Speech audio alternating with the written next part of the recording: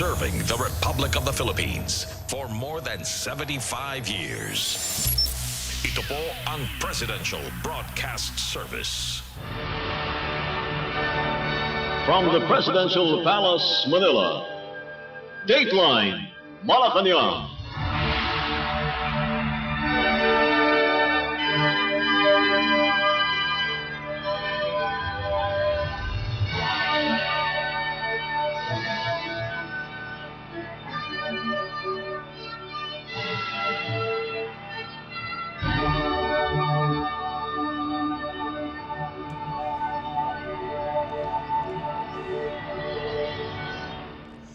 Good day. This is Dateline Malacañang. Philippine President Ferdinand R. Marcos Jr. on Monday witnessed the momentous signing of the 170.6 billion peso concession agreement for the Ninoy Aquino International Airport or NAIA Public-Private Partnership or PPP project at the Kalayaan Hall in Malacañang Palace. The agreement, signed by Department of Transportation or DOTR Secretary Jaime Bautista, Manila International Airport Authority or MIA General Manager Eric Ineas, and San Miguel Corporation or SMC President and Chief Executive Officer Ramon Ang, signals the start of the modernization of the country's main gateway. The NAIA PPP project covers all facilities of the airport, such as the runways, terminals, and other facilities, and is poised to improve the overall passenger experience and service quality. In his speech, the chief executive said, after more than 30 years of bureaucratic inertia, political turbulence, and legal wranglings, the comprehensive modernization of the Manila International Airport is finally taking off. Let's listen to the speech of Philippine President Ferdinand R. Marcos Jr. For today, we are celebrating a different kind of departure honor. Because after more than 30 years, the comprehensive modernization of Manila International Airport in partnership with the private sector finally is taking off. Bureaucratic inertia, political turbulence, legal wranglings, these are among the things that conspired to maroon the international airport rehabilitation on the tarmac of inaction. The nation has unfortunately paid a heavy price for that indecision. The reputation of this airport has been shredded, and let us be frank about it, not by bad press, by its actual poor state. The gateway that should be the red carpet to our country has become a dirty rug that unfairly defined a visitor's first impression, which we all know is extremely important for all of those who are tourists, who are travelers, who for any reason have come into the Philippines. I think that all of us have said to one another, bakit yung Hong Kong, ang ganda-ganda, yung Singapore, ang ganda-ganda, tapos uuwi ka ng Pilipinas, napakasakit ng ulo. Kaya't mabuti na, kailangan na natin ayusin ito. More damaging than the occasionally unflattering headlines are the inconveniences that many of its passengers undergo daily. It also affects our economy greatly.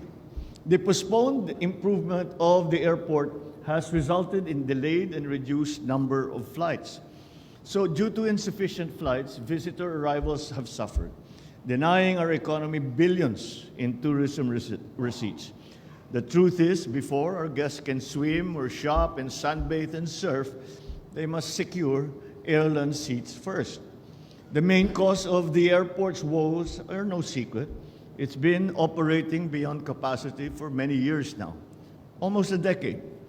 And since that is the case, the restoration of this airport should go beyond its physical design and structure. It requires major overhaul, such as the rehabilitation of the passenger terminals, the airside facilities, the development of commercial assets and utility systems, the provision of intermodal and interterminal transport facilities.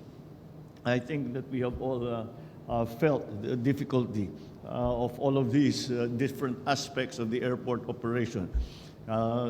Siguro naman at some point, all of us naging civilian tayo na hindi tayo opisyal, na merong nag-aalaga sa atin. Naramdaman din natin lahat yan.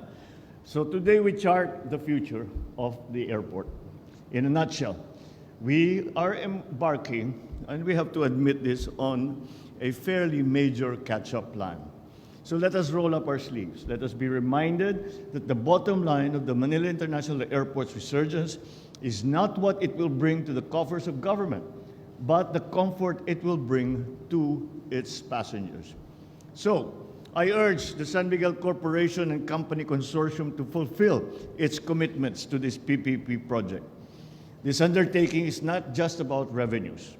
That will be remitted to Treasury alone, but resources invested in the airport, and in many ways, it is an investment in our future. The targets are worth repeating to remind us of the hard work that lies ahead. The PPP project will ramp up annual passenger capacity from 35 million passengers per year to almost double, 62 million passengers a year. 62 million talaga yan, ha? Talagang malaking pagbabago yan. But we've seen it before. We've seen it in other airports. Nagagawa naman talaga eh. And so that's we can take lessons from all the other experiences and the best practices of other airports. Hourly air traffic movements will be increased from 44 to 42 per hour to 48 movements per hour. However, traffic abatement should not happen on the tarmac alone, but also on the roads leading to the airport. This time, the time it takes to pick up a passenger at the curb or to find a parking spot should be shorter than the flight itself. And I think the model that we are always saying, halimbawa, to use as an example, Singapore Airport, ang kanilang measure is lagi na lang sinasabi, the passenger, international, domestic, or otherwise, is out of the airport within 20 minutes. At the same time, it will, if they care to stay there for a day, may layover sila na mahaba, meron din facilities dyan. And so this is what we are trying to, the evolution that we are trying to achieve. So the fast flow of passengers arriving and departing must be guaranteed inside the terminal that is clean and comfortable. For the record, this PPP project was evaluated within a record-breaking 7 weeks, making it the fastest PPP proposal to be approved in history. But we did not sacrifice scrutiny for speed. It was fast, but it was also fastidiously examined at every step of the way. It was open, transparent, and competitive. In fact, the project was aligned with international best practices, structuring and tendering bankable and fair PPP projects. The result is this project in which everybody wins, from the people to the government that will enjoy the financial windfall. The project will mobilize approximately 88 billion pesos in capital investments within its first 6 years of operation. This is more than 8 times the disbursed capital investments for the Manila International Airport since 2010. On top of rehabilitating and expanding the capacity of Manila International Airport, the private sector will pay the government approximately 1.052 trillion pesos in the next 15 plus to 10 years. This to 15 plus 10 years. This is more than 15 times the amount remitted by the Manila International Airport Authority to the national government since 2010. So, ladies and gentlemen, to conclude, the PPP project is a fruit of unity, of vision, of purpose.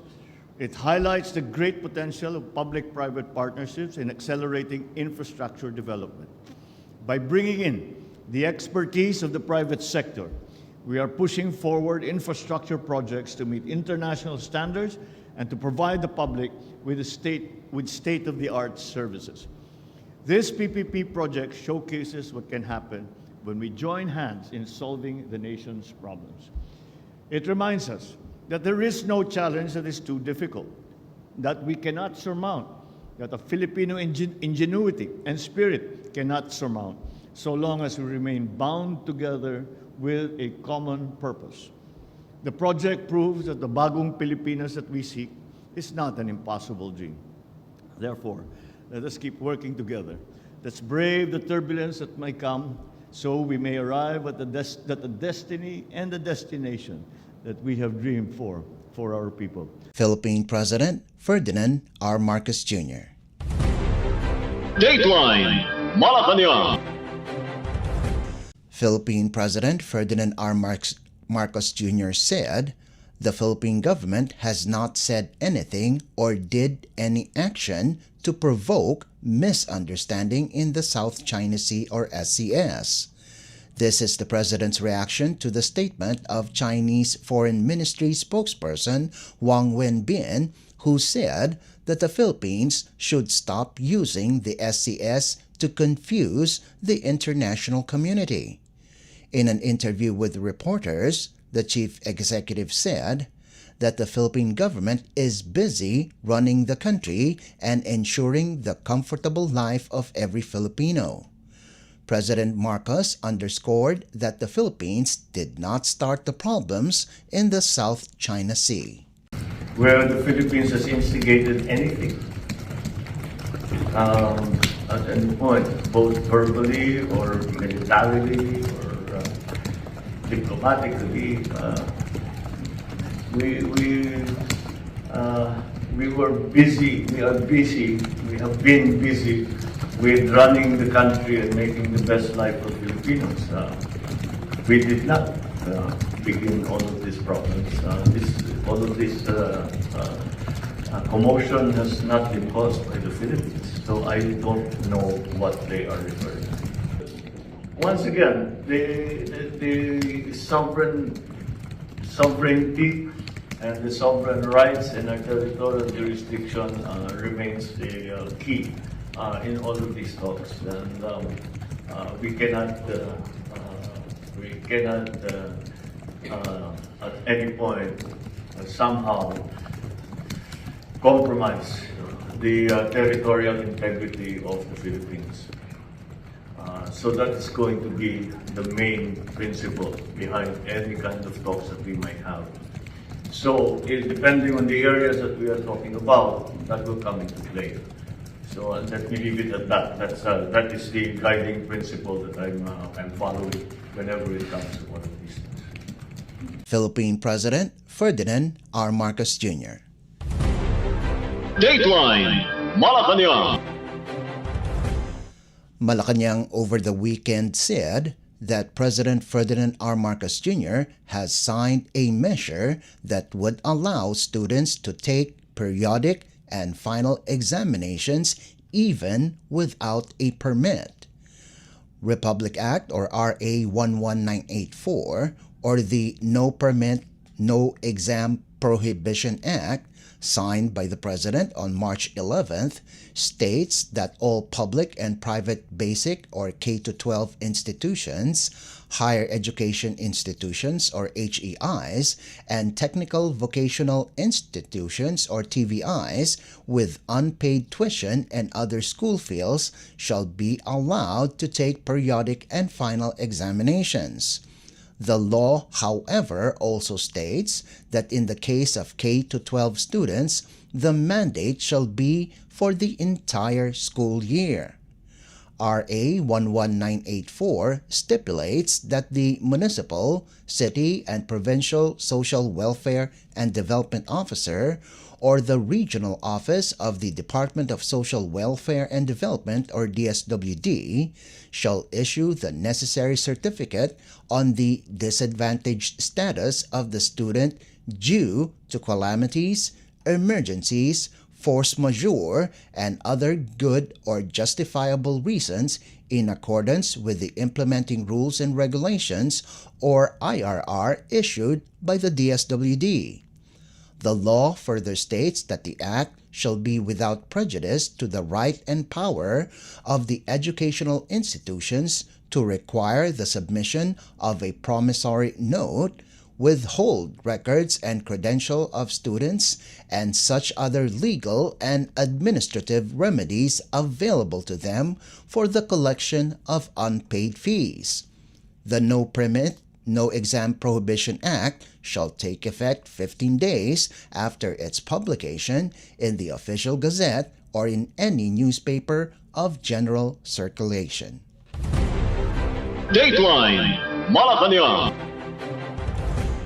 Philippine President Ferdinand R. Marcos Jr. is glad that his ratings improved in the latter part of 2023, but said he does not run the government according to survey results.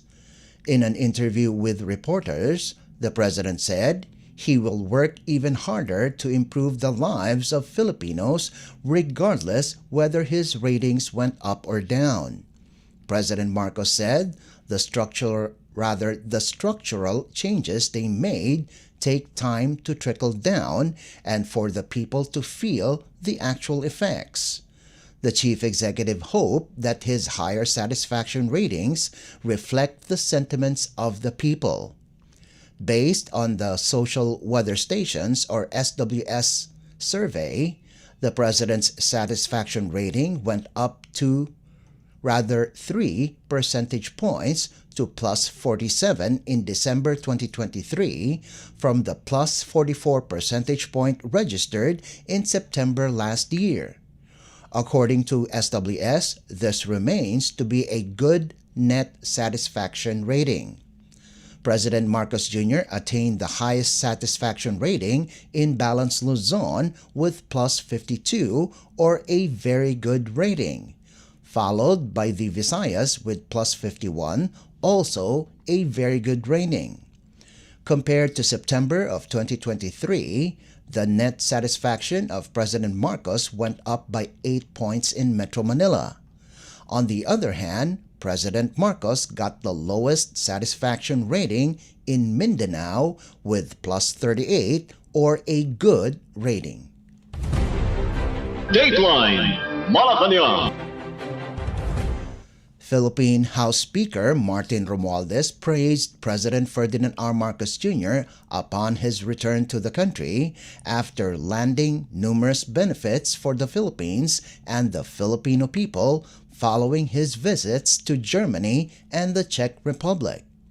According to the House leader, the Philippines were able to gain support from both nations in the protection of the country's sovereignty and rights to the West Philippine Sea, billions of dollars of investment deals, and signed agreements that will create thousands of jobs for the Filipino people. This, Romualdez said, only shows how important the president should attend these diplomatic initiatives personally. With this, leaders were able to develop personal relationships and build trust with each other. The House Speaker said the immensely beneficial outcomes of President Marcos's trip to Germany and the Czech Republic starkly demonstrates the crucial role of personal interaction between leaders of nations in enhancing bilateral relations and advancing national interests. Romualdez also mentioned that both German Chancellor Olaf Scholz and Czech Republic President Petr Pavel underscored their country's support to the position of the Philippines that should be recognized and follow the rules-based order, particularly the United Nations Convention on the Law of the Sea or UNCLOS on the West Philippine Sea. Speaker Romualdez added that these statements serves as a message to the domestic and international community of the two nations' solid commitment for the betterment of their respective territories. In the 3-day working visit of the president in Germany, President Marcos was able to secure $4 billion or 220 billion pesos worth of investments from 8 different agreements. Besides this, cooperation of strengthening peace and progress, maritime, climate change, jobs, trade and investments, especially on green energy initiatives and the protection of the rights and well-being of Filipinos in European countries. While President Marcos boasted investments from the Czech business community in the sectors of information technology, business process management or IT/BPM, electronics, manufacturing, food and agriculture, and automotive, electric vehicle, or EV manufacturing. Dateline Malacañang. In other news, Malacañang over the weekend said that President Ferdinand R. Marcos Jr. has signed into law a measure strengthening and revitalizing the Philippine salt industry. Republic Act or RA 11985 or the Philippine Salt Industry Development Act, signed by the President on March 11th, states to provide appropriate technology and research and adequate financial, production, marketing, and other support services to salt farmers to revitalize the salt industry, attain increased production, achieve salt sufficiency, and become a next exporter of salt. RA 11985 also mandates the establishment of a 5-year roadmap aimed at revitalizing and modernizing the salt industry, which are aligned with the objectives and continued implementation of RA 8172 or an Act for Salt Iodization nationwide.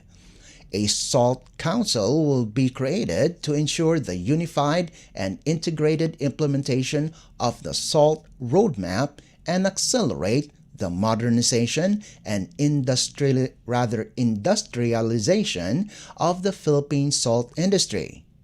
The Philippine Salt Industry Development Act was listed as a priority measure by the President through the Legislative Executive Development Advisory Council or LEDAC. It will take effect 15 days after its complete publication in the Official Gazette or in 2 newspapers of general circulation. Dateline Malacañang. And finally, the Philippines Department of Energy or DOE encouraged the public to take part in the upcoming Earth Hour, which will be held simultaneously all over the world at 8:30 in the evening on Saturday, March 23rd. Earth Hour is a yearly event where a massive switch-off activity will be done in 60 minutes or an hour in various groups from the private and business sector, government agencies, and organizations to make the public aware of the effects of climate change. Started in 2007 in Sydney, Australia, led by conservation organization of the Worldwide Fund for Nature or WWF, participants of the activity reached 185 countries, which takes place every last Saturday of March. According to the DOE, in March of 2023, almost 63 megawatts of power was saved in the whole country. The most that was saved was in Luzon at 33.29 megawatts, followed by Mindanao with 20.5 megawatts and the Visayas with 8.9 megawatts. Dateline Malacañang. Before we conclude our program, we would like to invite everyone to come and visit our Facebook page and YouTube channel at Radyo Pilipinas World Service. You will be able to hear and view our Filipino and English programs, including news updates here in the Philippines. Kindly subscribe, like, and share our posts as well. And that concludes this edition of Dateline Malacañang. For Radyo Pilipinas World Service, this is Leo Magpayo. Good day and stay safe.